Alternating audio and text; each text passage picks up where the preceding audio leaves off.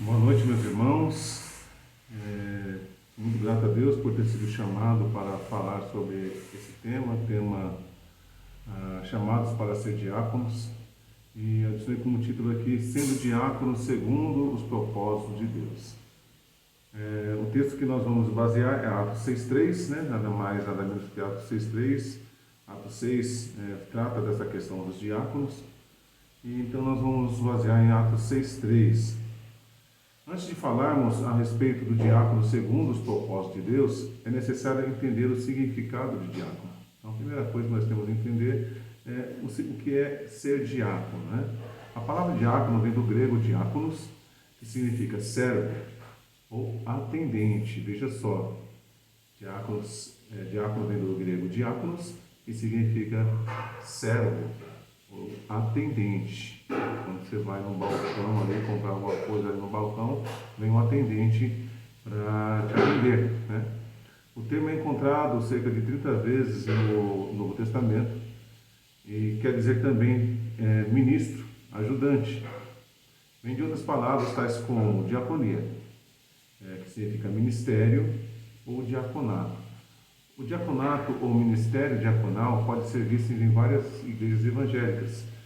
E isso advém do período da igreja primitiva, como vemos no texto lido em Atos 6,3. Atos 6,3 conta a história da igreja primitiva, da era apostólica. Então, ali há a instituição dos diáconos naquela localidade, naquele local, por haver uma necessidade de atender aqueles que não eram hebreus puramente, né? Pessoas que estavam vindo de outros povos, estavam se convertendo ao Senhor e as viúvas deles estavam sendo esquecidas. Aí os apóstolos pediu que a congregação escolhesse entre eles pessoas de boa reputação, né? Pessoas cheias do Espírito para assumir aquele serviço. E os apóstolos se dedicariam à palavra, ao ensinamento da palavra. É um privilégio muito grande o chamado para ser diácono. Porém, vamos verificar o que é necessário para que você seja esse diácono segundo os propósitos de Deus. Eu separei aqui então em 3 tópicos. O primeiro tópico eu trato do diácono em si e digo: diácono é ser servo, pela própria definição, e isso está lá em Atos 6,3. No segundo tópico, eu trato sobre o chamado específico para ser diácono, e no terceiro tópico eu vou falar a respeito de ser diácono segundo os propósitos de Deus. Ok? Então vamos lá para o primeiro tópico. Diácono é ser servo. Atos 6,3. Eu dividi cada tópico em 2 pontos, 2 subtópicos. Então, vamos ao subtópico A do primeiro tópico. Em primeiro lugar, todos devem entender que devem ser servos uns dos outros. Ou seja, devemos ser servos uns dos outros, independente de sermos diáconos ou não. Vejamos que o próprio Jesus disse que veio para servir. Isso está lá em Marcos 10, 45 e Mateus 20, 28. Quando ele disse que o Filho do Homem não veio, o Filho do Homem veio para servir e não para ser servido. E veio para dar a sua própria vida. E Paulo também fala a respeito disso, lá em Filipenses 2,7, em que Cristo, mesmo sendo Deus, não usurpou ser igual a Deus, antes se tornou servo. Então o próprio Cristo se tornou servo, em Filipenses 2,7. Aplicando isso para nós, se Cristo, sendo o próprio Deus, se esvaziou de si mesmo e assumiu a condição de servo, o que devo fazer então como um ser muitíssimo inferior a Deus? É algo que para você pensar a respeito. Nós que somos muito inferiores a Deus, e sendo Cristo o próprio Deus, esvaziando-se de si mesmo, o que eu devo pensar a respeito de mim? Então, nós devemos ser servos uns dos outros. E o subtópico B fala que nós somos um corpo, né? Nós somos um corpo, o corpo de Cristo, a igreja. Paulo ele foi muito enfático a respeito do que a igreja é, do que nós somos uns para os outros. O servo não pensa de si mesmo além daquilo que convém. Isso está lá em Romanos 12, 3. Por quê? pois ele faz parte do corpo de Cristo. Isso também está em Romanos 12, versículo 5. Paulo continuando a falar a respeito do corpo de Cristo. Então é necessário que entendamos de uma vez por todas que precisamos uns dos outros. Nós precisamos uns dos outros. Os membros do corpo auxiliam uns aos outros naquilo que não somos capacitados para realizar, para que o corpo alcance seu objetivo, tendo sempre Cristo como a cabeça desse corpo. Note, a igreja é um corpo e o corpo é constituído por membros. Cada membro tem uma função. Então, esses membros devem auxiliar os outros membros naquilo em que esses membros não são capazes de executar. Por exemplo, o pé, ele serve a princípio para caminhar. Nós caminhamos, pois não caminhamos com as mãos, apesar de alguns aí andar de cabeça para baixo aí com as mãos, né? Mas isso aí é mais para circo, né? Mas pessoas que vivem no dia a dia usam os pés para caminhar, enquanto as mãos ele utiliza para pegar, para ajudar, para comer e etc. Então precisamos entender que somos servos uns dos outros. Aí sim poderemos até termos um chamado específico para ser diácono, mas antes disso já estaremos fazendo essa função independente de termos esse título ou não. E o corpo de Cristo deve ter por cabeça Jesus Cristo. Jesus Cristo é a cabeça do corpo de Cristo, a igreja. Vamos para o tópico 2. O chamado específico para ser diácono. Deve-se entender que, sobre o tópico A, o diácono deve ter algumas qualidades específicas. Isso está lá em Atos 6,3.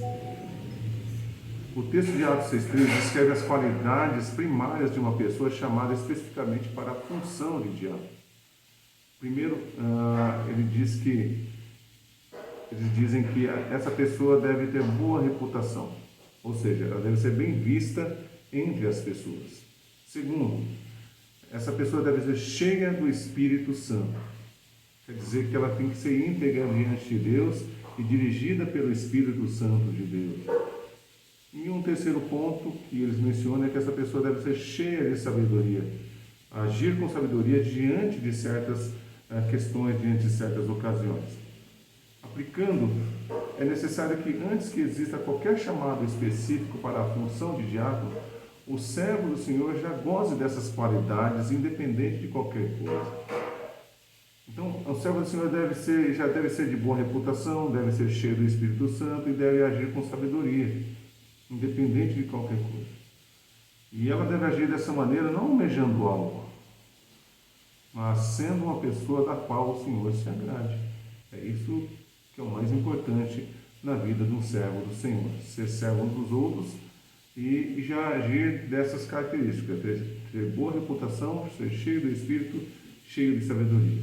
E no subtópico B, outras qualidades de uma pessoa chamada para a função de diácono estão lá em primeira carta de Paulo a Timóteo, no capítulo 3, versículo 8 a 13.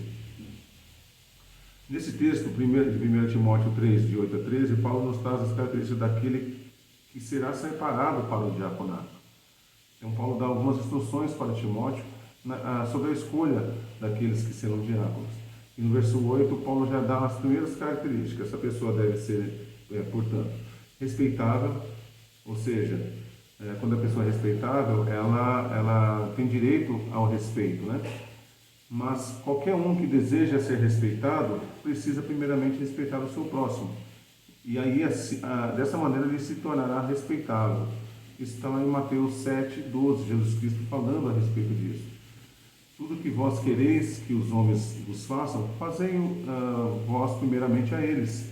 Esta é a lei e os profetas. Então nós precisamos fazer primeiramente às pessoas aquilo que nós gostaríamos que as pessoas fizessem a nós.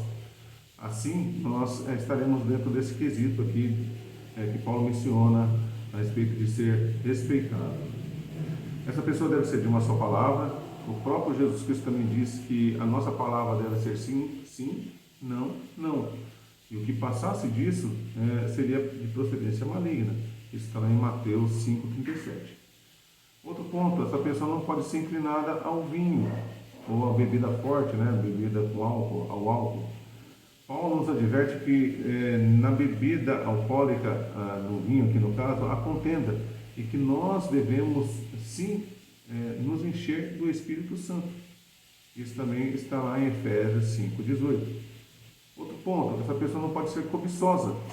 E a questão de não cobiçar é um dos mandamentos que o próprio Deus deu a Moisés, e está registrado em Êxodo 10, Êxodo 20, 17.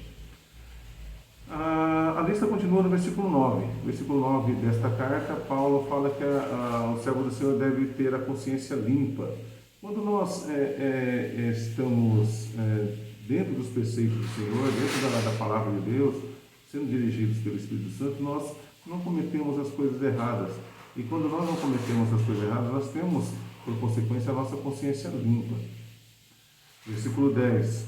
Essa pessoa deve ser experimentada. Paulo nos fala que somos experimentados quando passamos por tribulações em nossas vidas, pois a tribulação produz perseverança, e a perseverança produz experiência, e essa é a esperança. Mas vamos nos ater aqui à experiência, né? A tribulação produz perseverança, e a perseverança produz experiência. Isso está em Romanos 5, de 3 a 5. Um outro ponto aqui no versículo 10, Paulo diz que nós devemos ser irrepreensíveis. Ou seja, quem anda de acordo com os mandamentos do Senhor, esse é irrepreensível. No versículo 11, ele traz aqui que todas essas coisas que foram ditas anteriormente também servem para as mulheres. Mulheres daqueles que almejam ser diáconos. E hoje também é muito comum termos diaconisas nas igrejas, então essas mulheres precisam ter também essas características. E além disso, essas mulheres não podem ser maldizentes. No versículo 12, Paulo fala que aquele que almeja o diaconato, ele precisa ser marido de uma só esposa, e termina dizendo que essa pessoa deve governar bem os seus filhos e a própria casa. Aplicando tudo isso para a nossa vida, mais uma vez eu digo que aquele que é servo do Senhor já precisa desenvolver essas características, pois são pertinentes ao servo do Senhor. Independente de qualquer coisa, o servo do Senhor precisa ser achado desta maneira, ou seja, irrepreensível. E já indo para o encerramento, meus irmãos, vamos aqui para o tópico 3, onde eu trato sobre os diáconos propriamente ditos, segundo os propósitos de Deus. No subtópico A, eu falo a respeito do diácono que vive os propósitos de Deus segundo o seu coração, o coração de Deus. E isso me traz à memória Davi, o rei Davi, que era reconhecido como um homem segundo o coração de Deus. E o escritor de Atos, provavelmente Lucas, ele relata algo que é dito a respeito de Davi, lá em Atos 13, versículo 22. Precisamos entender que Deus tem propósito para as nossas vidas. Não estamos aqui por acaso, nós não estamos aqui por acaso. Deus tem propósito para as nossas vidas. Precisamos ser bênçãos na vida das pessoas como servos do Senhor. E só seremos se formos servos uns dos outros como Cristo foi. Nós aprendemos a respeito de ser servo uns dos outros, assim como Cristo também foi servo, servo daqueles que estavam com ele ali. Aí seremos, sim, reconhecidos como pessoas segundo o coração de Deus. Com certeza seremos reconhecidos como pessoas segundo o coração de Deus, pois executamos exatamente as mesmas obras que Cristo executou aqui e deu a sua própria vida por cada um de nós. E no subtópico B, vivendo os propósitos de Deus, andando no seu Espírito. Como nós vamos viver os propósitos de Deus? Andando no seu Espírito. Em Gálatas 5, 22 e 23, Paulo nos traz uma relação de características daquele que é guiado pelo Espírito de Deus, daquele que vive o fruto de Deus na sua vida. É necessário que o servo do Senhor viva de modo a ser guiado pelo Espírito de Deus. Deve ter em sua vida aquilo que o próprio Filho fala, o próprio Paulo fala em 2 Coríntios 5,17. Assim, se alguém está em Cristo, nova criatura é. As coisas velhas já passaram, e eis que tudo se fez novo. Então, Quem está em Cristo, somente aquele que está em Cristo, ele é uma nova criatura.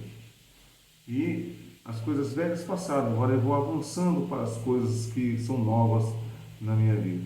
Então é necessário que o servo do Senhor viva guiado pelo Espírito de Deus. Concluindo a nossa temática, somos chamados para servir uns aos outros independente de qualquer coisa. Cristo nos foi exemplo de servo, chegando ao ponto de se oferecer em sacrifício por nós. Nele não achou-se pecado algum. Então, antes de qualquer função específica, seja ela diácono ou outra função, que possamos ser servos uns dos outros, sempre andando guiados pela palavra do Senhor e por seu Espírito. Que Deus possa abençoar a sua vida. Amém.